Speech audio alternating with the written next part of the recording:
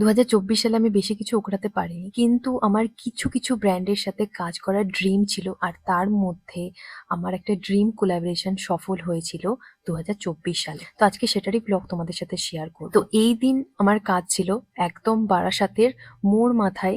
তোমরা হয়তো চেনো যারা বারাসাতে থাকো, অঞ্জলি জুয়েলার্স। তো অঞ্জলি জুয়েলার্সের সাথে আমার ফার্স্ট কাজটা ছিল সেদিন বারাসাতের আউটলেটে। তো সেই আউটলেটে যথারীতি পৌঁছায় অ্যান্ড সেখানকার যে স্টাফরা ওনারা ভীষণই সুইট, আমাদেরকে লাঞ্চ অফার করে। তো যেহেতু আমাদের কাছে টাইম খুবই কম ছিল, ব্যাক টু ব্যাক আমাদের শ্যুট ছিল, আরও একটা জায়গায় যাওয়ার ছিল, আর ওই দিনই কভার করতে হবে। আর তোমরা জানো যে সোনার দোকান কিন্তু 8টা অবধি খোলা থাকে, তারপরে বন্ধ হয়ে যায়।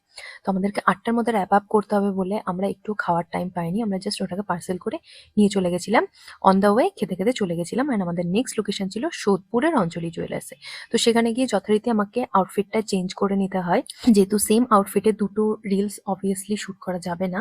তো আউটফিটটা চেঞ্জ করে নেওয়ার পরে ওখানকার শ্যুট আমরা কমপ্লিট করি অ্যান্ড দেন র্যাপ আপ করে ফেরত আসি। ফেরত আসার সময় যেহেতু সোদপুর থেকে বাই ট্রেন আসাটা খুব ইজি, আর খুব কম টাইম লাগে আমার মনে হয় ট্রেন জার্নি করলে। তো সেদিন ফিরতে যথারীতি অনেক রাত হয়েছিল, but it was a productive day. I hope তোমরা এই দুটো জায়গায় যে রিলসগুলো আমি পোস্ট করেছিলাম সেগুলো দেখে নিয়েছো। না দেখে থাকলে এক্ষুনি যাও আমার ফিডে গিয়ে চেক করে নাও।